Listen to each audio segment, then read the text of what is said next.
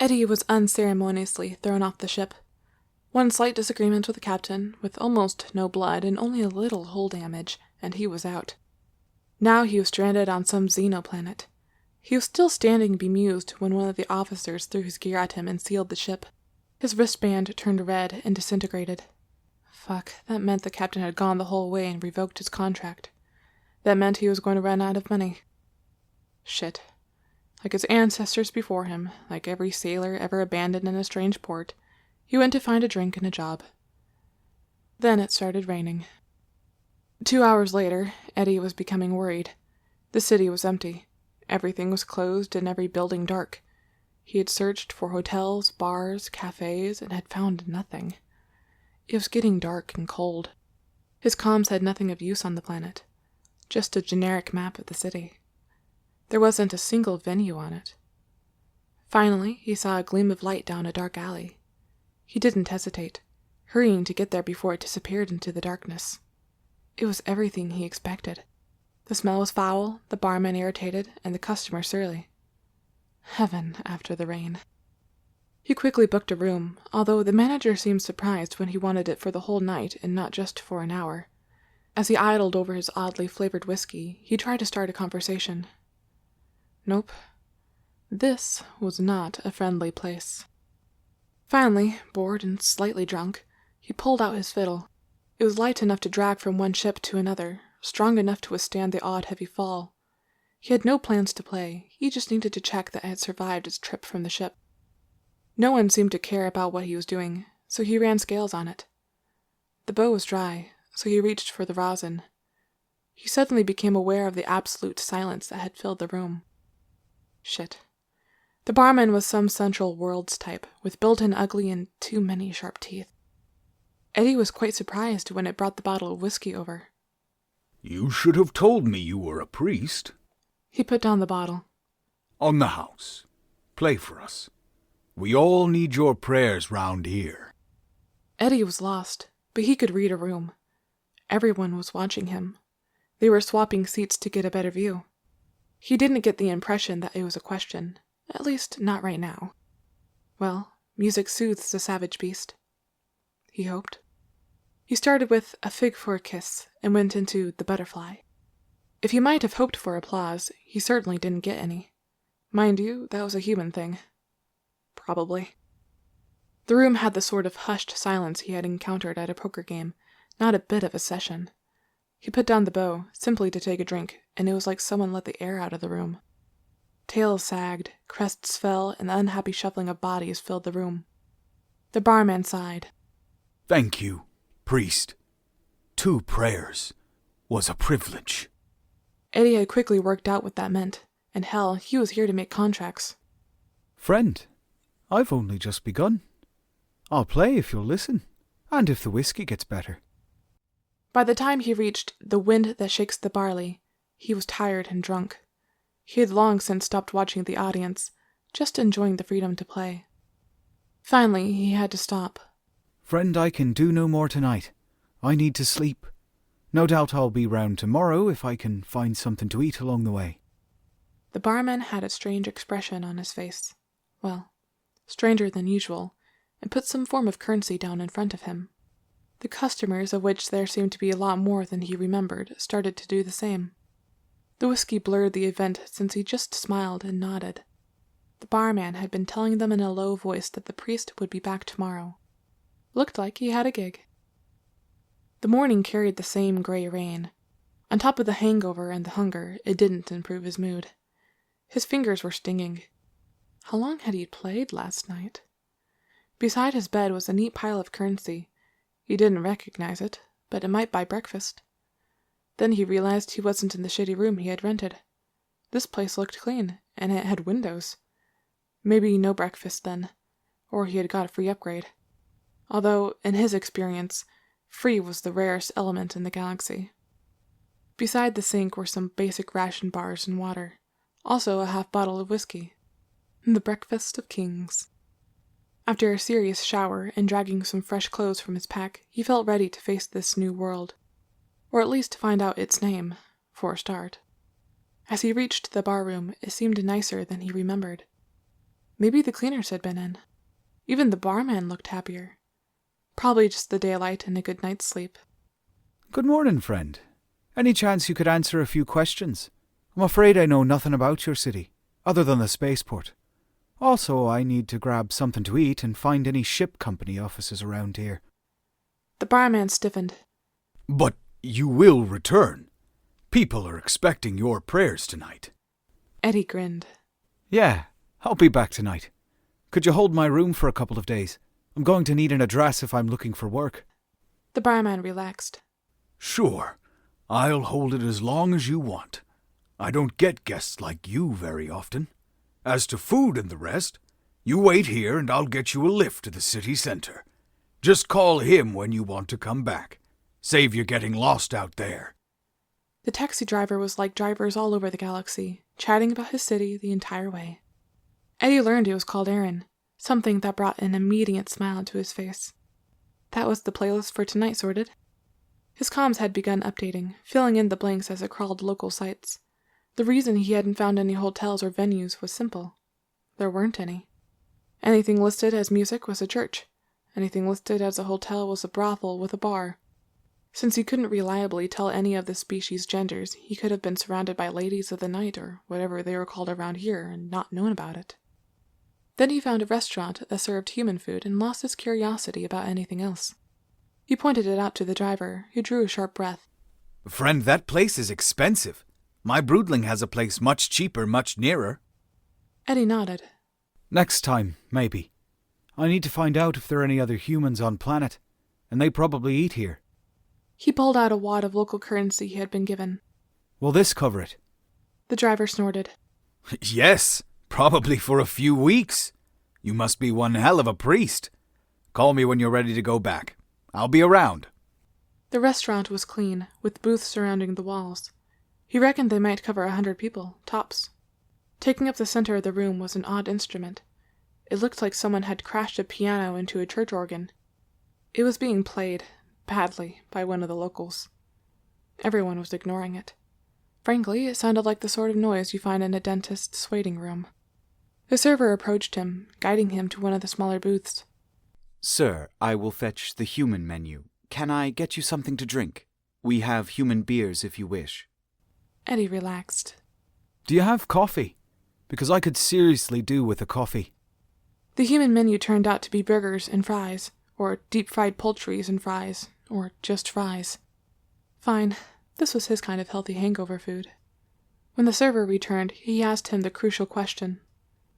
So, are there any other humans about? Are they working round here? The server nodded. We get a few in, mostly passing engineers and crew. Only one regular, working out of the Triple TA offices. But he's not here for the next few days. Would you like me to give him a message? We help him keep track of your people. Eddie nodded, passing over the address of the bar.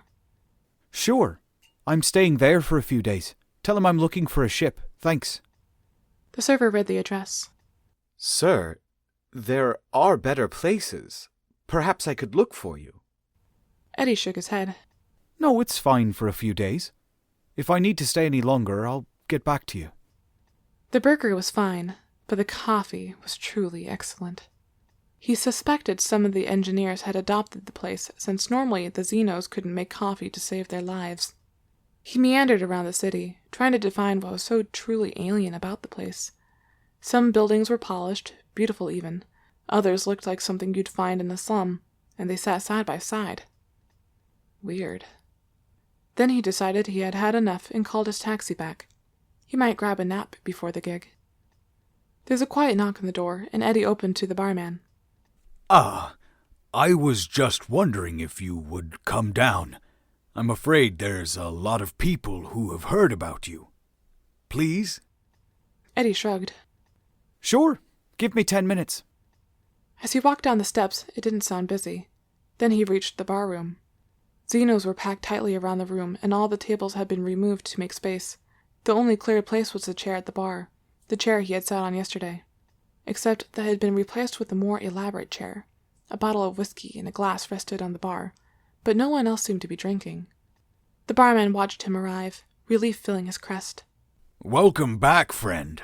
I found some human beer if you would prefer, but that is our best whiskey. He took the beer, some sort of stout. This looked like it could be a long evening. He took a minute to tune up and then decided to enjoy himself. He had played in plenty of pubs before. This one was just a little weirder than most, and he needed the practice. His captain had hated the noise, eventually pissing him off enough to have a row. He kicked off with Farewell to Airinn, went back over the tunes from the previous night, then headed into The Exile of Airinn. Pretty soon the atmosphere in the room heated up, then a few of the Xenos began drinking. Soon it felt like a proper session, but without anyone interrupting with a tin whistle. After an hour or so, he waved over the barman. Friend, I'm going to take a small break in another beer. I need to freshen up. If anyone asks, tell them my throat and fingers need a break. All the eyes in the room followed him as he made a dash back to his room, but he could hear the barman explaining that he would be back. There were some serious trad fans on this planet, but no one seemed to know the words. Whatever. He had a more pressing issue to deal with. When he came back in, the atmosphere had changed again. You could hear a pin drop. Then he noticed a new chair. Well, to be honest, he didn't notice the chair. He noticed the dark woman sitting on it. She had opened the whiskey. This must be the he that worked at TTTA. Xenos, like humans, weren't always great on gender. He picked up the fiddle and said hello. Hi. Give me a minute to chill out the crowd. Do you know any of the tunes? I could do with some help. The woman smiled. Yes, I know some of your tunes.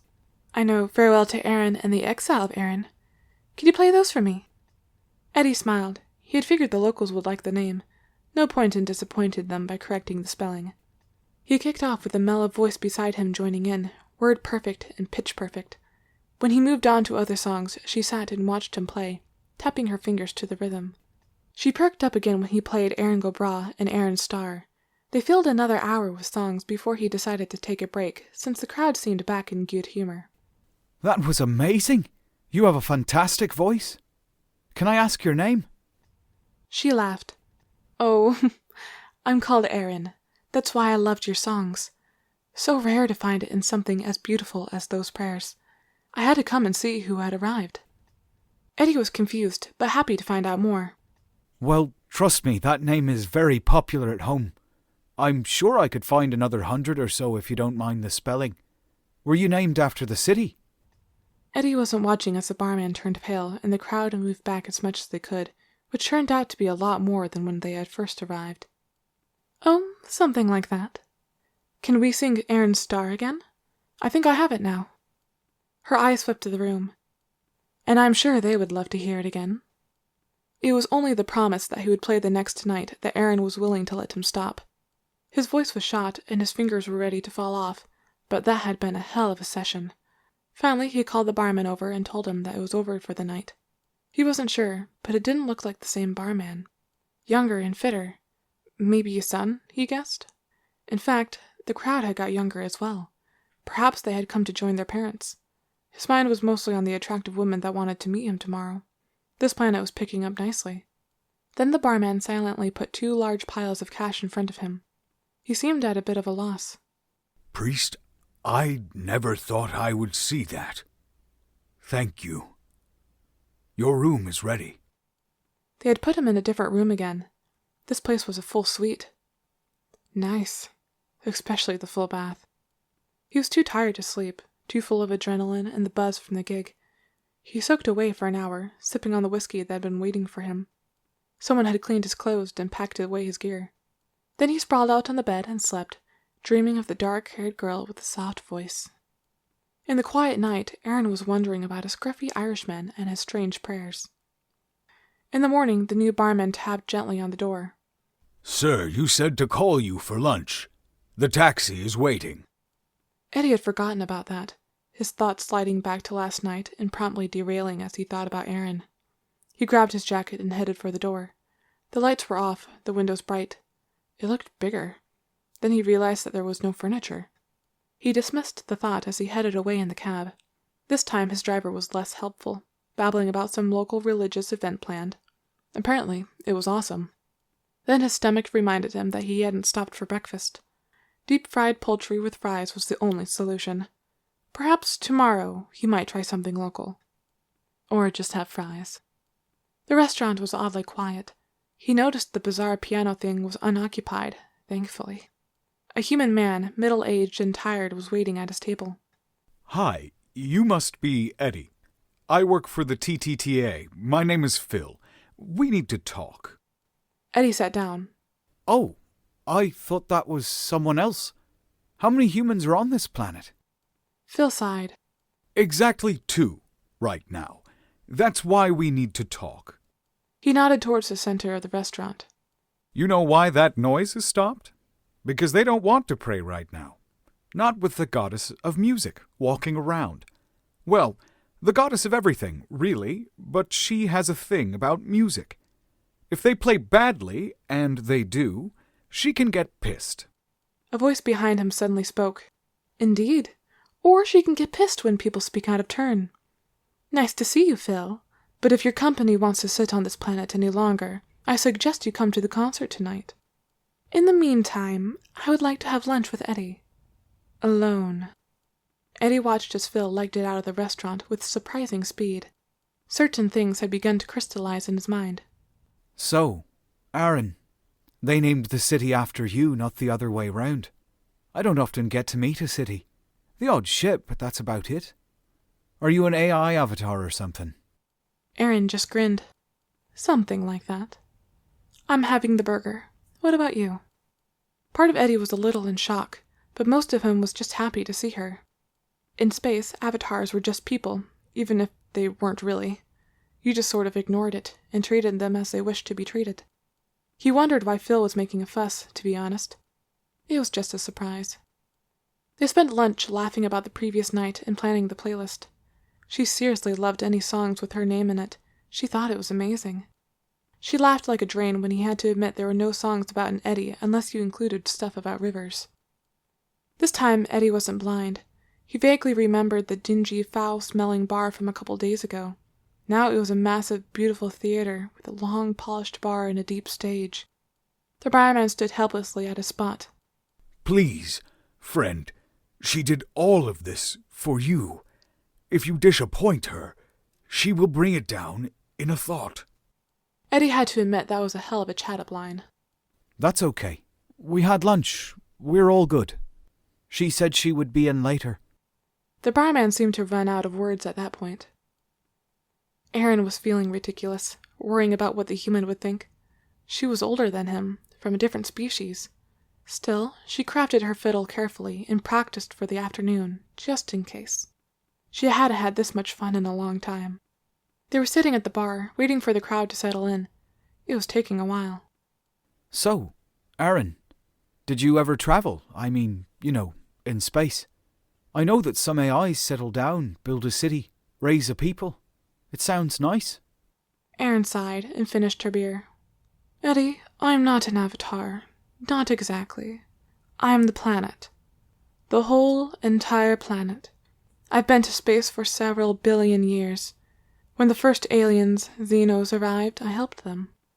I like you a lot, always tearing around, looking at things. Once they realized I was aware of them, they went all weird on me. This is the most fun I've had in ages. At least since the last ice age, anyway. Can you check my fiddle again? Are you sure it's okay? Eddie had never dealt with a planet with stage fright before, but he just smiled. It's beautiful, like its creator. You ready? 1, 2, 3.